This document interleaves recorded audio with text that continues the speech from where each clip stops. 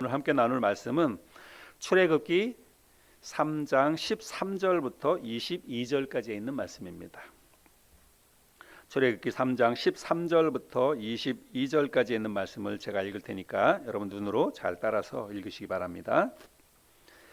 모세가 하나님께 아뢰되 내가 이스라엘 자손에게 가서 이르기를 너희의 조상의 하나님이 나를 너희에게 보내셨다 하면 그들이 내게 묻기를 그의 이름이 무엇이냐 하리니 내가 무엇이라고 그들에게 말하리이까. 하나님이 모세에게 이르시되 나는 스스로 있는 자이니라. 또 이르시되 너는 이스라엘 자손에게 이같이 이르기를 스스로 있는 자가 나를 너희에게 보내셨다 하라. 하나님이 또 모세에게 이르시되 너는 이스라엘 자손에게 이같이 이르기를 너희 조상의 하나님 여호와 곧 아브라함의 하나님, 이삭의 하나님, 야곱의 하나님께서 나를 너희에게 보내셨다 하라. 이는 나의 영원한 이름이요 대대로 기억할 나의 칭혼이라. 너는 가서 이스라엘의 장로들을 모으고 그들에게 이르기를 여호와 너의 조상의 하나님 곧 아브라함과 이삭과 야곱의 하나님이 내게 나타나 이르시되 내가 너희를 돌보아 너희가 애굽에서 당한 일을 확실히 보았노라. 내가 말하였거니와 내가 너희를 애굽의 고난 중에서 인도하여 내어 젖과 꿀이 흐르는 땅 곧 가나안 족속, 헷 족속, 아모리 족속, 브리스 족속, 히위 족속, 여부스 족속의 땅으로 올라가게 하리라 하셨다 하면 그들이 네 말을 들으리니 너는 그들의 장로들과 함께 애굽 왕에게 이르기를 히브리 사람의 하나님 여호와께서 우리에게 임하셨은즉 우리가 우리 하나님 여호와께 제사를 드리려 하오니 사흘길쯤 광야로 가도록 허락하소서 하라. 내가 아노니 강한 손으로 치기 전에는 애굽 왕이 너희가 가도록 허락하지 아니하다가 내가 내 손을 들어 애굽 중에 여러 가지 이적으로 그 나라를 친 후에야 그가 너희를 보내리라. 내가 애굽 사람으로 이 백성에게 은혜를 입히게 할지라. 너희가 나갈 때에 빈손으로 가지 아니하리니 여인들은 모두 그 이웃 사람과 및 자기 집에 거류하는 여인에게 은폐물과 금폐물과 의복을 구하여 너희의 자녀를 꾸미라. 너희는 애굽 사람들의 물품을 취하리라. 아멘. 주보 칼럼에도 썼지만 세상 사람들은 하나님이 어디 있느냐라고 이야기를 합니다. 하나님이 계시는 걸 한번 보여주면 내가 믿겠다. 그렇게 이야기를 하지요. 그래서 하나님이 계신다는 과학적인 증거를 보여주라고 이야기하고 또 본인들이 납득이 될 만한 합리적이고 타당한 그런 설명을 해보라고 이야기를 합니다. 근데 사람들이 그렇게 이야기하는 것은 하나님이 눈에 보이지 않기 때문에 그렇게 이야기를 하는 거죠. 눈에 보이지 않는 하나님을 어떻게 믿을 수 있겠냐 이렇게 이야기를 하는 것입니다. 그런데 여러분 참 아이러니한 게 있습니다. 똑같이 눈에 보이지 않고 또 과학적인 증거도 없고 합리적이고 타당한 설명을 할 수 없음에도 불구하고 많은 사람들이 귀신의 존재는 믿습니다. 그런데 그 똑같이 영적인 존재인 눈에 보이지 않는 귀신의 존재는 사람들이 믿으면서도 하나님의 존재는 믿지 못한다는 것입니다. 믿지 않으려고 마음에 작정한 사람에게는 어떠한 증거와 또 어떠한 근거를 보여줘도 사람들이 결국은 믿지 않게 되는 거죠. 여러분 누군가가 여러분에게 하나님이 어떤 분이냐고 만약에 그렇게 질문을 한다면 하나님이 계신 증거를 한번 보여줘봐라. 나를 한번 설득을 해봐라. 사람들이 그렇게 이야기를 한다면 여러분 과연 어떻게 대답하시겠습니까? 여러분 주위에 그런 분 있잖아요. 하나님이 살아계시다. 하나님 믿어야 된다 그러면 야, 하나님이 어디 있어? 하나님이 있는 거 나한테 한번 보여줘봐. 아니면 내가 진짜 납득이 되도록 날 한번 설득해봐. 아마 그런 사람들이 여러분 주위에도 있을 것입니다. 오늘 본문의 말씀이 바로 그런 질문에 관한 것입니다. 한순간의 실수로 애굽 사람을 쳐 죽이고 미디안 땅으로 도망을 간 모세에게 하나님이 나타나셨습니다. 그래서 떨기나무 가운데에서 불에 타지 않는 떨기나무 가운데서 하나님이 나타나셔서 모세에게 뭐라고 말씀하시냐면 내가 너를 바로에게 보내서 내 백성 이스라엘 자손을 애굽에서 인도하여 내겠다 하나님이 그렇게 말씀을 하시지요. 그래서 그 말씀을 들었던 모세가 하나님에게 뭐라고 대답을 하냐면, 하나님, 내가 누구이기에 내가 바로에게 가고 내가 이스라엘 백성들을, 이스라엘 자손들을 애굽에서 건져낼 수가 있겠습니까? 이렇게 대답을 합니다. 모세로서는 여러분 이건 당연한 대답입니다.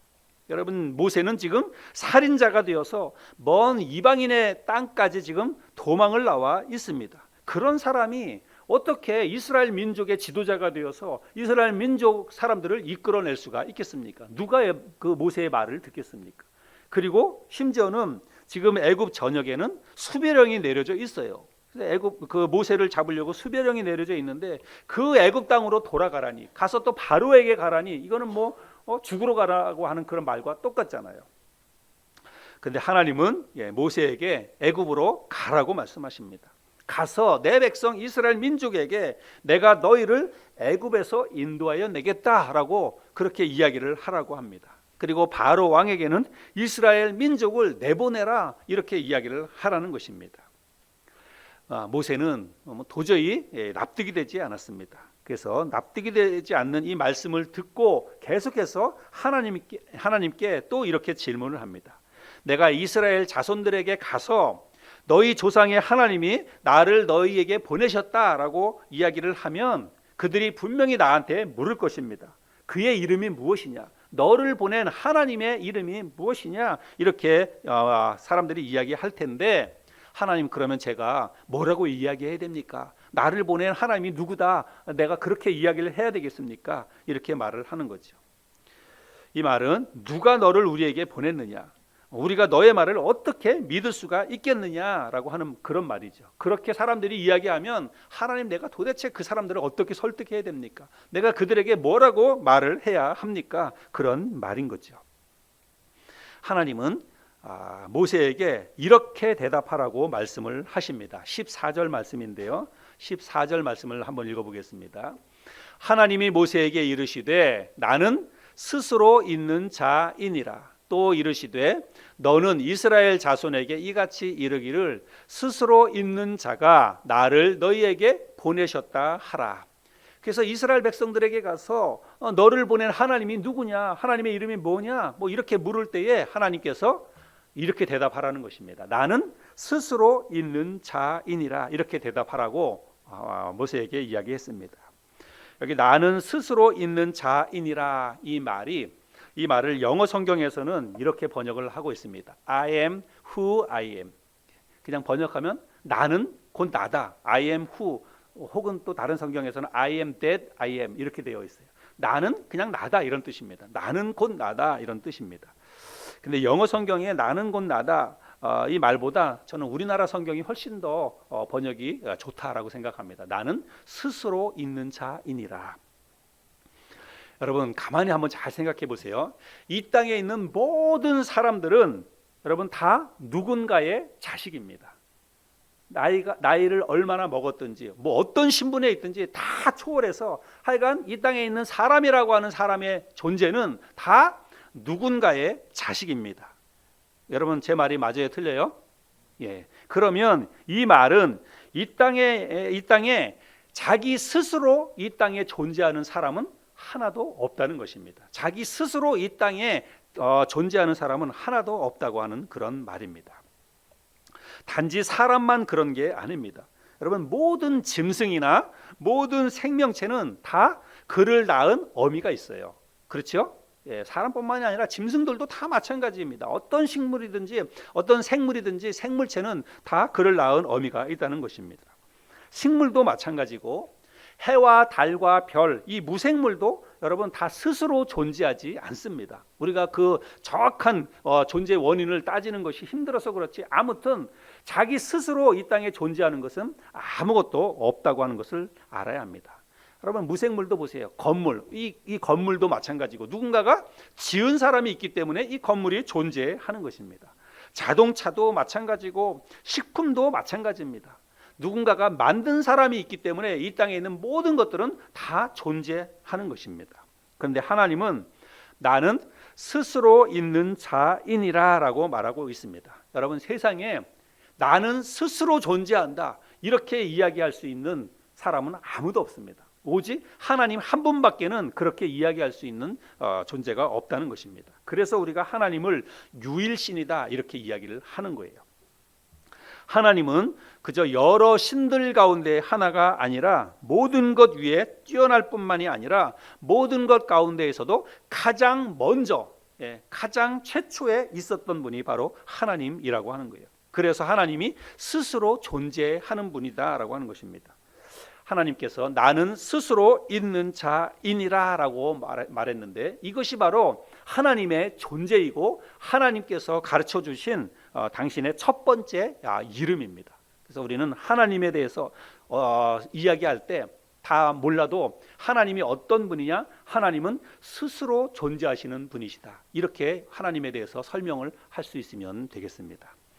두 번째로 하나님은 또 모세에게 이렇게 말하라고 이야기하는데요, 15절부터 17절까지입니다. 또 제가 읽어보겠습니다. 하나님이 또 모세에게 이르시되 너는 이스라엘 자손에게 이같이 이르기를 너희 조상의 하나님 여호와 곧 아브라함의 하나님, 이삭의 하나님, 야곱의 하나님께서 나를 너희에게 보내셨다 하라. 이는 나의 영원한 이름이요 대대로 기억할 나의 칭호니라.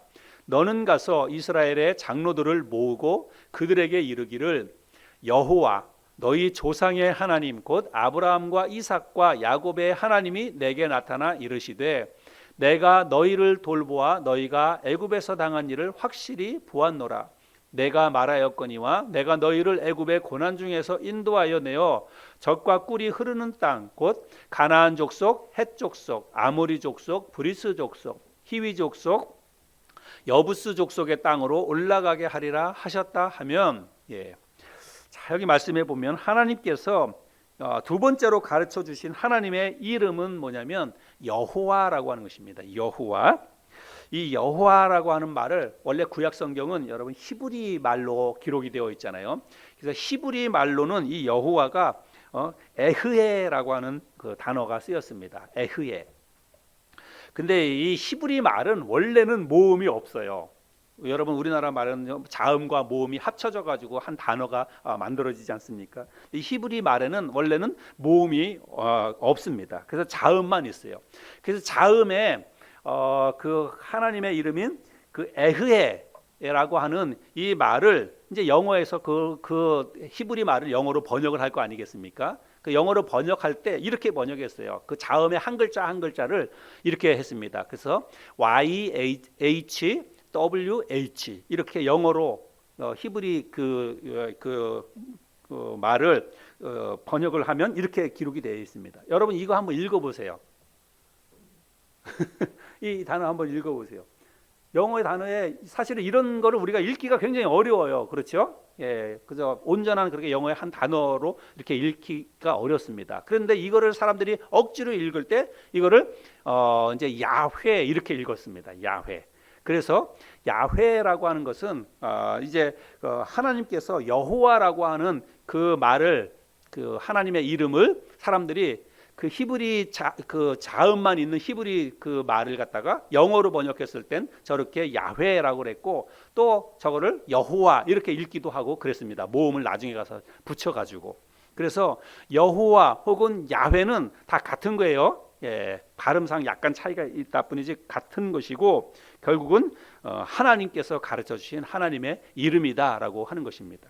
근데 히브리 사람들은 하나님의 이름을 망령되이 일컫지 말라라고 하는 그 구약 성경에 있는 말씀 때문에 하나님의 이름을 부르는 것을 굉장히 불경건한 것으로 생각이 됐습니다. 그래서 하나님의 이름을 함부로 부르지 않았어요. 여러분 우리들도 우리 아버지 이름을 함부로 부르거나 그러진 않잖아요. 그렇죠?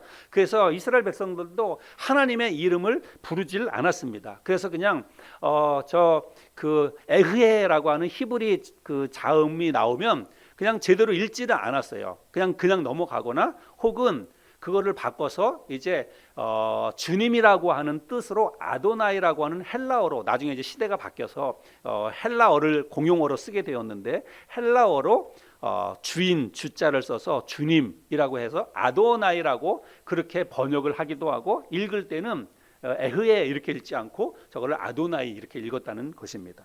그래서 구약 성경에 여호와 혹은 야훼라고 하는 말을 이제 그 사람들이 아도나이라고 하는 헬라어로 번역을 하고 그때부터는 주님 이렇게 불렀다는 것입니다. 근데 여러분 우리가 신약 성경을 읽을 때 보면 신약 성경에는 주 혹은 뭐 주님이라고 하는 단어가 많이 나오잖아요.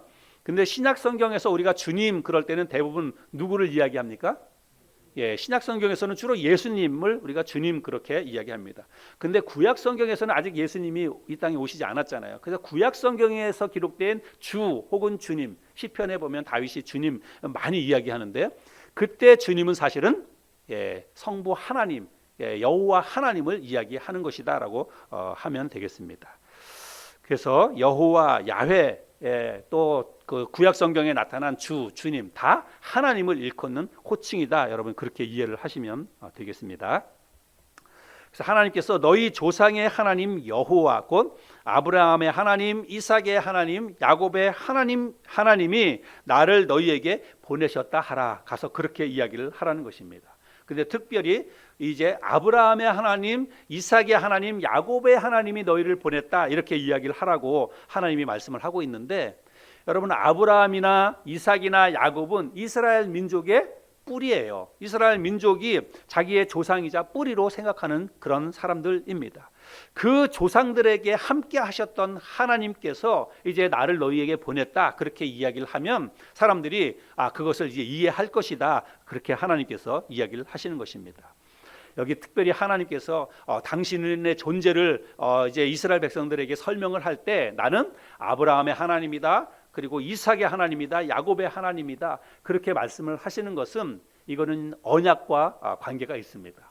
하나님께서 아브라함을 부르셔서 이제 내가 너로 큰 민족을 이루게 하겠다라고 말씀을 하시고 그리고 민족을 이루고 내가 지시하는 내가 가르쳐 주시는 그 땅에서 커다란 민족을 이루게 하시겠다고 아브라함 때부터 약속을 하셨어요. 그 아브라함 때 하셨던 약속이 결국은 야곱의 시대에 가서 야곱의 12아들을 통해서 이제 그게 언약이 성취가 되는 것 아닙니까?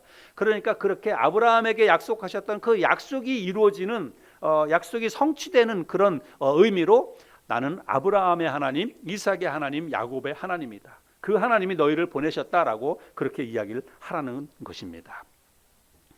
그리고 하나님은 이스라엘 백성들뿐만 아니라 애굽의 바로 왕에게도 가서 말하라고 이야기를 합니다. 18절에 바로 왕에게는 뭐라고 이야기를 하라고 하냐면 그들이 네 말을 들으리니 너는 그들의 장로들과 함께 애굽 왕에게 이르기를 히브리 사람의 하나님 여호와께서 우리에게 임하셨은즉 우리가 우리 하나님 여호와께 제사를 드리려 하오니 사흘길쯤 광야로 가도록 허락하소서 하라.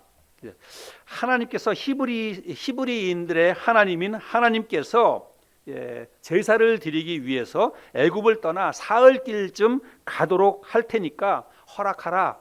그 애굽의 바로 왕에 가서 그렇게 이야기를 하라는 것입니다. 근데 사실은 사흘길쯤 가도록 허락하라 이 말은 뭐냐면 이스라엘 백성들이 애굽을 떠나도록 허락하라 사실은 그 말과 같습니다. 부지런히 걸어서 사흘길쯤 가면 뭐 얼마나 멀리 가겠습니까? 그러니까 다시 애굽으로 돌아오지 않고 애굽을 떠날 테니까 허락하라는 것입니다. 그런데 하나님은 그렇게 가서 바로 왕에게 가서 이야기를 하면 바로가 어떻게 반응할 것인지 하나님이 이미 다 아셨습니다.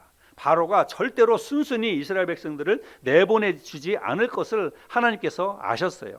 오히려 하나님께서 그렇게 하시겠다라고 하나님께서 그 마음속에 그렇게 작정을 하고 계셨습니다. 애굽의 바로 왕의 마음을 완악하게 해서 쉽게 순순히 내보내주지 않도록 바로의 마음을 완강하게 하겠다라고 하나님께 하신 거예요. 그것은 왜 그러냐면 이 바로 왕과 그리고 애굽 사람들에게 히브리 민족이 섬기고 있는 여호와 하나님이 어떤 분이신지를 하나님께서 당신의 10가지 재앙을 쏟아붓는 그것을 통해서 하나님의 위엄과 하나님의 능력을 애굽의 바로 왕과 애굽 사람들에게 보여주기 위해서 하나님께서 그렇게 하시겠다는 것입니다. 그리고 실제로 우리가 아는 것처럼 하나님께서 애굽에 이제 10가지 재앙을 내리셔서 애굽 왕이 꼼짝도 못하고 이제는 진짜 히브리 민족이 섬기는 하나님이 진짜 하나님이다라고 하는 것을 이제 깨닫게 되고 그리고 이스라엘 민족을 내보내게 되지요.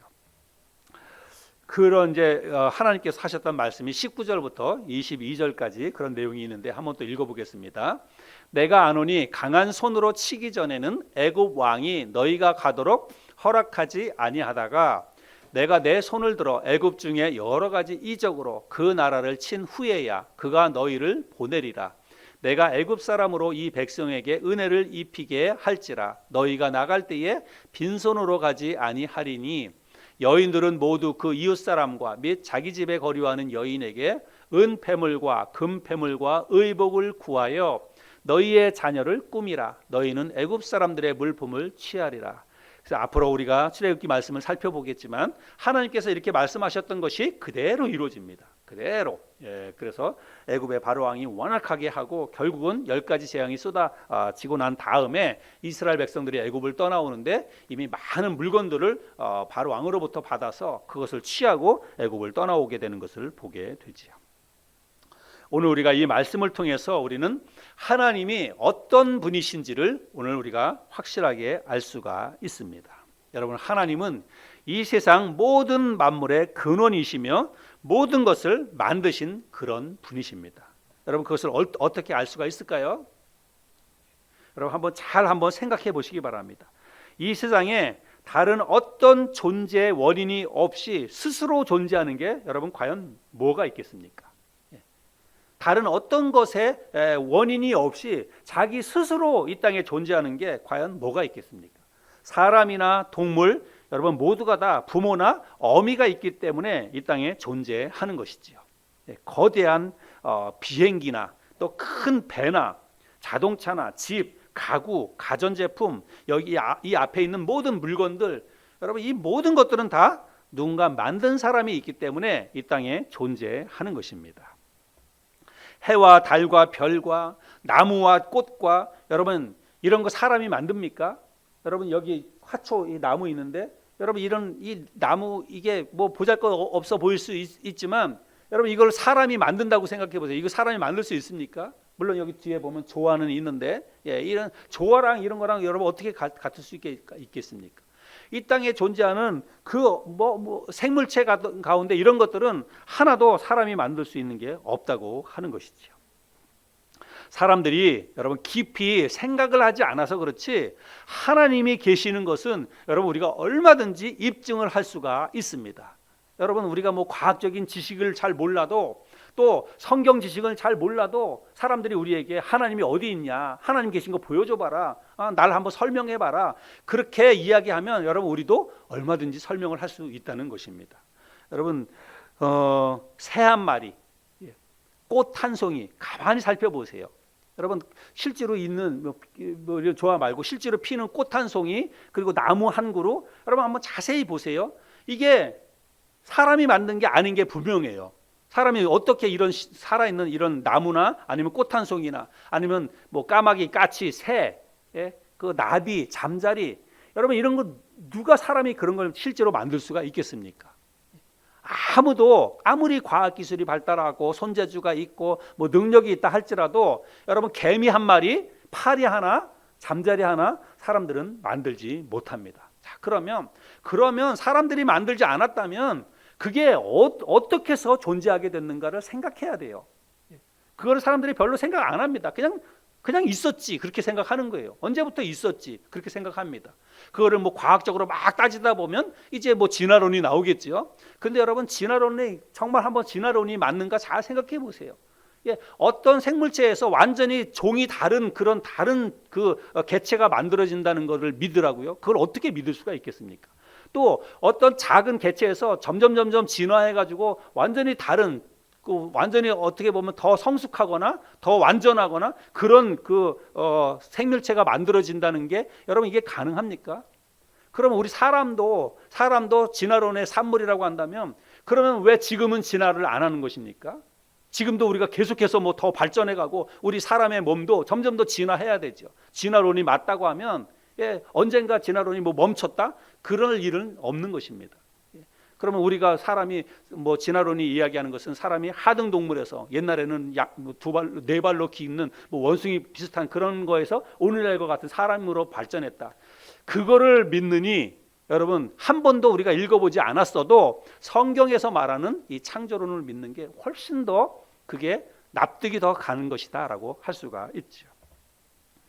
우리 사람들이 깊이 생각을 잘 하지 않아서 그렇지, 여러분 하나님이 존재하시는 것은 여러분 얼마든지 우리가 설명을 할 수가 있습니다. 사람이 만들지 않은 것, 이 땅에 존재하는 수없이 많은 것, 밤하늘에 떠 있는 수많은 별들, 그 태양과 달과 수많은 행성들, 여러분 그게 도대체 어떻게 존재하는 것인지 한번 생각을 해보라는 것입니다. 누가 갖다 만들어서 그 거대한 행성들을 이 우주 은하계에 갖다 붙여놓을 수가 있겠습니까? 아무도 사람이 하지 않았어요. 근데 그게 자연적으로, 그게 우연히 생겼다고요? 뭐 큰 폭발이 한번 일어나고 난 다음에 자기네들이 그게 다 질서정연하게 생기고 그게 지금도 자기네들끼리 알아서 잘 돌아가고 있다고요? 그런 말도 안 되는 것이 과학이라고 사람들은 이야기를 한다는 것입니다. 성경은 창세기 1장에서 이 세상에 존재하는 모든 것들이 어떻게 존재하게 됐는지를 자세하게 설명을 하고 있습니다. 창세기 1장에서 그 모든 것들을 6일 동안 만드신 분이 바로 여호와 하나님이라고 명확하게 기록하고 있습니다. 자, 그러면 여러분 그런 하나님께서 이 땅에 존재하는 해와 달과 별들과 강과 산과 물과 모든 동식물, 하나님이 6일 동안 다 창조하셨다고 말씀하고 있어요. 그러면 그 모든 것들의 존재의 원인은 뭐라는 거예요? 하나님이라고 하는 것입니다. 여러분 하나님이 이 땅에 존재하는 그 모든 것들의 제1 존재 원인입니다. 여러분 이거를 제1 존재 원인이라고 이야기해요. 신학적으로 모든 만물의 근원이 바로 하나님이라고 하는 것입니다. 하나님이 이 땅에 있는 모든 것들을 직접 만드셨다는 것입니다. 하나님이 어디 있느냐 사람들이 이야기하지만 여러분 천지우주 만물을 한번 잘 살펴보시기 바랍니다. 뭐 크고 거대한 거 생각할 필요도 없어요. 여러분 진짜로 개미 한 마리, 그저 땅에 기어다니는 개미를 자세히 한번 관찰해 보시기 바랍니다. 그거를 보면서 생각을 해보세요. 이 개미가 도대체 어떻게 해서 생겨났을까? 처음에 지금 있는 개미 그거 말고 가장 처음에 이 개미가 과연 어떻게 해서 생겨났을까? 나비 한 마리, 수만 가지의 나비들 있죠. 제가 언젠가 우리 설교 시간에도 보여주고 했는데 어떤 그 아프리카나 아니면 저기 남미나 이런 데에 있는 새들, 그 극락조라고 하는 그런 새가 얼마나 예쁘고 화려하고 정말 신기합니까? 그 화려하고 신기한 그런 새들, 여러분 그게 어디에서부터 왔을까? 어떻게 만들어졌을까? 한번 생각해 보세요. 우연히 생겼다고요? 절대로 우연히 생겨나는 것은 없습니다. 바닷속에 보면 수만 가지의 그런 물고기들이 있는데, 각기 다른 그런 물고기들이 있는데 그 아름다운 화려한 그런 물고기들, 큰 거대한 고래, 여러분 과연 그런 것들이 어떻게 해서 존재하게 됐을까? 그것들을 생각해 보면 여러분 하나님께서 6일 동안 이 땅에 있는 모든 생물을 만드셨다고 하는 것, 그것으로밖에는 설명이 안 된다는 것입니다. 과학으로는 절대로 그런 것들의 존재를 설명할 수가 없다는 것이죠. 여러분 욥기 38장을 한번 빨리 펴보시기 바랍니다. 욥기 38장에 보면 이 세상 모든 만물을 지으시고 그것을 다스리시고 계시는 분이 바로 하나님이다라고 하는 것을 이야기하고 있습니다. 이 욥은 여러분 오늘날처럼 우리가 과학으로 모든 것들을 밝히는 그런 세상에 있었던 사람이 아닙니다. 욥은 족장시대, 아브라함과 이삭과 야곱과 같은 그런 족장시대에 살았던 사람인데, 여러분 욥이 이런 모든 것들을 다 깨닫고 있어요. 그래서 욥기 38장에 보면 욥이 이런 것들을 이야기를 합니다. 제가 한번 읽어볼 테니까 여러분 한번 보세요. 욥기 38장 먼저 1절부터 6절까지 한번 제가 읽어보겠습니다. 그때 여호와께서 폭풍우 가운데서 욥에게 말씀하여 이르시되 무지한 말로 생각을 어둡게 하는 자가 누구냐? 너는 대장부처럼 허리를 묶고 내가 네게 묻는 것을 대답할지니라. 내가 땅에 기초를 놓을 때에 네가 어디 있었느냐? 하나님께서 욥에게 하시는 말씀이에요. 내가 깨달아 알았거든 말할지니라. 누가 그것의 도량법을 정하였는지, 누가 그것의 위에 띄었는지 네가 아느냐? 그것의 추추는 무엇 위에 세웠으며 그 모퉁이 돌을 누가 놓았느냐? 또 8절부터 11절까지도 읽겠습니다. 바다가 그 모태에서 터져 나올 때에 문으로 그것을 가둔 자가 누구냐? 그때에 내가 구름으로 그 옷을 만들고 흑암으로 그 강보를 만들고 한계를 정하여 문빗장을 지르고 이르기를 내가 여기까지 오고 더 넘어가지 못하리니 내 높은 파도가 여기서 그칠지니라 하였노라. 16절부터 18절까지도 읽겠습니다. 내가 바다의 샘에 들어갔었느냐? 깊은 물 밑으로 걸어다녀 보았느냐? 사망의 문이 내게 나타나느냐? 사망의 그늘진 문을 내가 보았느냐? 땅의 너비를 내가 측량할 수 있느냐? 내가 그 모든 것들을 다 알거든 말할지니라. 그 다음에 22절부터 또 읽겠습니다. 내가 눈 곳간에 들어갔었느냐? 우박 창고를 보았느냐? 내가 환난 때와 교전과 전쟁의 날을 위하여 이것을 남겨 두었노라. 광명이 어느 길로 뻗치며 동풍이 어느 길로 땅에 흩어지느냐? 누가 홍수를 위하여 물길을 터주었으며 우레와 번갯길을 내어 주었느냐? 누가 사람 없는 땅에 사람 없는 광야에 비를 내리며 황무하고 황폐한 토지를 흡족하게 하여 연한 풀이 돋아나게 하였느냐? 비에게 아비가 있느냐? 이슬방울은 누가 낳았느냐? 얼음은 누구의 태에서 났느냐? 공중의 서리는 누가 낳았느냐? 물은 돌같이 굳어지고 깊은 바다의 수면은 얼어붙느니라. 네가 묘성을 메어 묶을 수 있으며 삼성의 띠를 풀 수 있겠느냐? 너는 별자리들을 각각 제때에 이끌어낼 수 있으며 북두성을 다른 별들에게로 이끌어갈 수 있겠느냐? 네가 하늘의 궤도를 아느냐? 하늘로 하여금 그 법칙을 땅에 베풀게 하겠느냐? 바닷속에 있는 모든 것들, 그리고 하늘에 떠 있는 별의 움직임, 이 모든 걸 다 지금 하나님이 주관하고 계신다는 거예요. 너는 그 모든 사실을 알 수가 있느냐? 내가 이 모든 것들을 만들고 지금도 이 모든 것들을 움직여가고 있는 것을 너는 알 수가 있느냐? 하나님께서 그렇게 말씀하고 있지요. 하나님이 천지우주 만물을 주관하고 다스리실 뿐만이 아니라 인간들의 세상 사에도 하나님이 직접 관여를 하신다는 것입니다.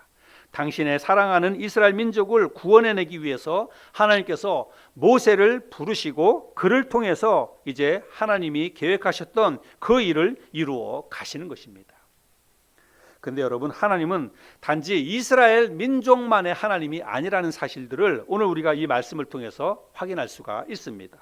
애굽의 바로 왕에게도 하나님께서 당신의 능력과 역사를 보여주심으로 인해서 애굽 사람들이 믿고 있었던 신은 바알 신인데, 이제 그 애굽 사람들이 믿고 섬기고 있었던 그 바알 신과는 비교도 할 수 없이 크고 놀라운 이스라엘 민족이 섬기고 있는 여호와 하나님이 바로 전능하신 하나님이고 유일하신 하나님이라고 하는 사실들을 하나님께서 말씀을 통해서 가르쳐주고 있습니다. 그래서 하나님은 단지 이스라엘 나라 사람들이 믿는 하나님이 아니라 모든 나라와 모든 민족을 하나님이 주관하고 계시고 다 하나님의 뜻 가운데 통치하고 계시는 그런 만왕의 왕이라고 하는 사실들을 우리가 말씀을 통해서 확인할 수가 있습니다. 이제 우리가 앞으로도 계속해서 출애굽기 말씀을 나누게 될 텐데, 계속 이어지는 출애굽기 말씀을 통해서 우리가 믿고 있는 하나님이 어떤 분이신지를 우리가 점점 더 명확하게 깨달을 수가 있게 될 것입니다. 하나님의 능력과 하나님의 위엄이 얼마나 크고 놀라운지를 우리가 확실히 알 수가 있게 될 것입니다. 그래서 우리도 진짜 하나님이 정말로 계시는구나, 하나님이 정말로 위대하신 분이시구나 라고 하는 것을 우리 스스로가 다시 한번 확인하게 되고 믿게 되리라고 저는 생각합니다. 근데 여러분, 이렇게 하나님이 크고 놀라운 살아계신 하나님이라고 하는 이 사실뿐만이 아니라 더 우리에게 놀랍고 감사한 것은, 그렇게 크고 놀라운 이 천지우주 만물을 주관하시고 또 창조하시고 주관하시는 그 하나님이 바로 내가 믿고 있는 하나님일 뿐만이 아니라 우리를 죄와 사망으로부터 구원해 주신 그런 하나님이라고 하는 사실이죠. 그분이 바로 우리의 아버지가 되시고 우리가 바로 그분의 자녀들이라고 하는 이런 사실입니다. 지난주에도 말씀을 드렸는데, 여러분, 하나님이 미디안 땅으로 도망을 가 있던 모세에게 나타나서 그를 부르시고 그에게 애굽으로 다시 가라고 하셨는데, 여러분, 그 이유가 뭐예요? 애굽 사람들을 이스라엘 백성들을 애굽에서 구원해내기 위해서 하나님이 모세를 그리로 가라고 하셨다는 것입니다. 학대받고 고통당하고 있는 이스라엘 백성들을 애굽에서부터 건져내기 위해서 그들의 조상 아브라함에게 약속하셨던 것과 같은 약속하셨던 그 젖과 꿀이 흐르는 땅으로 그들을 데려가기 위해서, 인도해 가시기 위해서 하나님께서 모세를 지명하시고 모세를 애굽으로 보낸다라고 하는 것입니다. 오늘 16절 17절 말씀에서도 그거를 이야기하고 있는데요. 또 다시 한번 읽겠습니다. 너는 가서 이스라엘의 장로들을 모으고 그들에게 이르기를 여호와 너희 조상의 하나님 곧 아브라함과 이삭과 야곱의 하나님이 내게 나타나 이르시되 내가 너희를 돌보아 너희가 애굽에서 당한 일을 확실히 보았노라. 내가 말하였거니와 내가 너희를 애굽의 고난 중에서 인도하여 내어 젖과 꿀이 흐르는 땅 곧 가나안 족속, 헷 족속, 아모리 족속, 브리스 족속, 히위 족속, 여부스 족속의 땅으로 올라가게 하리라. 하나님은 당신의 사랑하는 백성들의 고통을 다 알고 계시고 다 보고 계시는 분이십니다. 그리고 언젠가 때가 되면 그 모든 고통에서 당신의 사랑하는 자녀들을 건져내 주시는 분이 바로 하나님이라고 하는 사실들을 우리가 지난주 이번 주의 말씀을 통해서 확실하게 알 수가 있었습니다. 결론적으로 여러분, 하나님은 어떤 분이십니까? 하나님은 오늘 말씀하신 것처럼 스스로 계시는 분이십니다. 이 세상 모든 것의 창조자이자 주관자이시라고 하는 것입니다. 우리 인간을 창조하신 분이 바로 하나님이라고 하시는 것입니다. 그 하나님이 여러분 우리에게 지대한 관심을 갖고 계십니다. 그래서 우리를 죄와 사망으로부터 우리를 건져내 주셨습니다. 뿐만 아니라 지금도 그 하나님께서 우리에게 관심을 갖고 계십니다. 그래서 우리가 당하고 있는 모든 고통을 다 알고 계시고 다 보고 계십니다. 우리의 모든 수고도 우리의 모든 고통도 눈물도 아픔도 하나님이 다 알고 계시고 다 보고 계십니다. 그리고 언젠가 하나님의 때가 되면 우리를 영원한 천국으로 우리를 반드시 인도해 가실 것입니다.